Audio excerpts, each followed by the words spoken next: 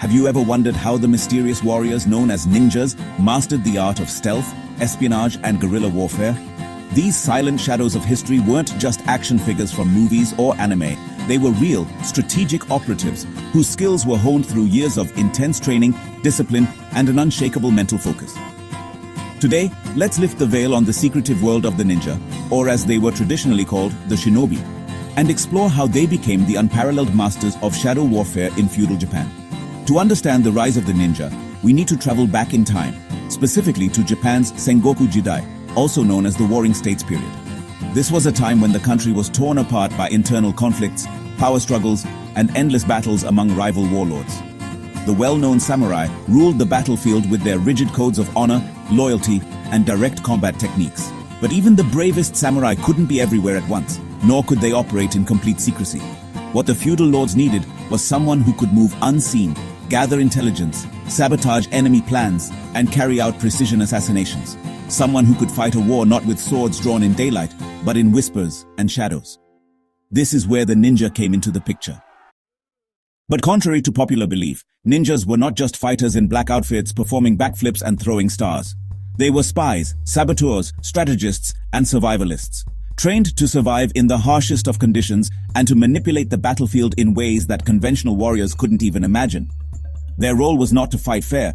In fact, their effectiveness often came from not fighting at all, but rather from avoiding conflict through superior planning, deception, and stealth. Ninja training wasn't something you casually signed up for. It began early, often in childhood, and was grueling in both physical and mental intensity. These warriors were trained to develop incredible sharirik shamta, physical strength, as well as mansik bal, mental fortitude. One of the core principles of ninja training was to blend into their environment, using it to their advantage. This included learning how to climb trees and walls unaided, a technique known as shinobi iri, which means ninja entry. This skill allowed them to scale castle walls or move through dense forests without being detected. Imagine practicing the art of moving silently, so silently in fact that you could sneak up behind a guard in the middle of the night without making a single sound. This required not only physical finesse, but also immense control over breath and balance. Ninjas would train for hours walking on narrow beams, tight ropes, or across slippery surfaces to build this kind of agility. They would also practice swimming fully clothed in their iconic outfits so they could cross rivers and streams undetected. This wasn't just exercise, it was survival training. Their attire, by the way, was also designed with practicality in mind. The special split-toe shoes they wore, called tabi, offered better grip and helped them balance while climbing or sneaking through rough terrain. Every piece of their outfit had a purpose, not just to look intimidating, but to enhance stealth and efficiency. But physical agility was just the beginning. Ninjas were expected to operate without leaving a trace, like ghosts.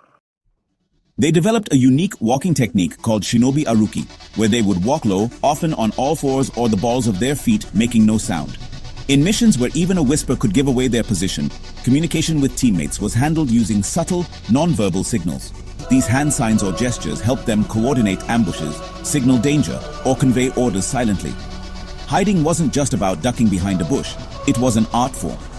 Ninjas would learn to use natural and artificial cover to disguise themselves completely. One such technique was called kakuregaki, where they would use foliage, shadows, or even small constructed hides to remain out of sight. They were also skilled in using smoke bombs, flash powders, and sound-producing devices to distract, confuse, or evade enemies. These weren't just magic tricks. They were calculated psychological tactics meant to manipulate the perceptions and reactions of their enemies. And speaking of psychological warfare, ninjas were masters of it. They understood Manovigian, the human psyche, and used it to gain the upper hand. They would sometimes leave false clues, wear disguises, or stage events to mislead enemies into thinking something completely different was happening. By creating confusion, they could control outcomes without lifting a sword. That said, ninjas were also highly skilled fighters. Their martial arts training was wide-ranging and included styles like jujutsu, which focused on grappling, joint locks, and throws, ideal for disabling enemies without weapons. Then there was kenjutsu, the art of sword fighting, in which they trained relentlessly to ensure that when stealth failed, they could still defend themselves with precision and deadly efficiency. In close combat, ninjas were fast, fluid, and decisive. Their goal was to end confrontations quickly. One of their core beliefs was, never let the fight drag on longer than it has to. This philosophy was reflected in the way they used their weapons, small, practical, and multi-purpose. The shuriken, or throwing stars, were not just offensive tools, but also distractions. They could be dipped in poison, used to pin messages, or even trigger traps. Another iconic ninja tool was the kunai. Though it looked like a simple dagger, it was actually a multifunctional device, used for climbing, digging, or stabbing.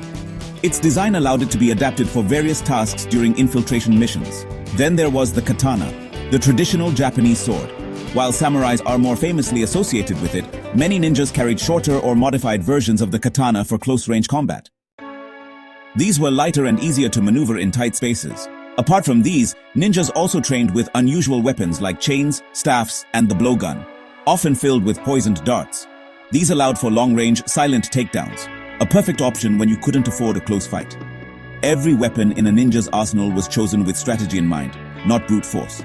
But perhaps the most overlooked and yet most critical aspect of ninja training was mental discipline. These warriors practiced meditation, breath control, and mindfulness long before these became modern wellness trends. Through deep breathing and focused awareness, they trained themselves to remain calm in life-threatening situations, to slow down their heart rate, steady their hand, and keep a clear mind even in the most chaotic environments. They were also strategic thinkers. Ninjas were taught to read maps meticulously, memorize layouts of castles and enemy camps, and plan exit routes in advance. Gathering intelligence was just as important as delivering a killing blow. In many missions, their primary goal wasn't to attack. It was to observe, to listen, to understand, and only then act. And of course, their training extended to survival skills. After all, many missions required them to operate behind enemy lines for days or even weeks. They had to know how to forage for food, identify edible plants, hunt small animals, and purify water. These weren't backup plans, they were essential skills. A ninja who couldn't feed themselves in hostile territory simply wouldn't last. All of these skills came together to form a warrior unlike any other. Someone who could infiltrate a heavily guarded castle, gather intelligence, sabotage weapons, escape without detection, and if necessary, eliminate a target with precision. Ninjas were feared not because they were seen, but because they weren't. Their power lay in their mystery. Even though the age of feudal wars has ended, the legacy of the ninja lives on. Today, many dojo, training schools, around the world continue to teach traditional ninja techniques, adapted for modern self-defense and martial arts. These teachings blend ancient philosophy with contemporary applications, showing us that the ninja way wasn't just about war. It was about discipline, awareness, and survival.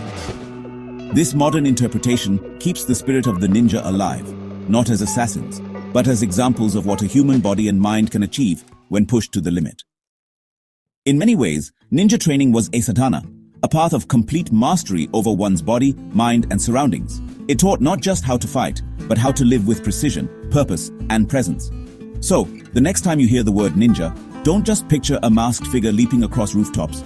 Think of the discipline, the silence, the strategy, the ability to exist without being seen, to move without being heard, and to act with absolute clarity.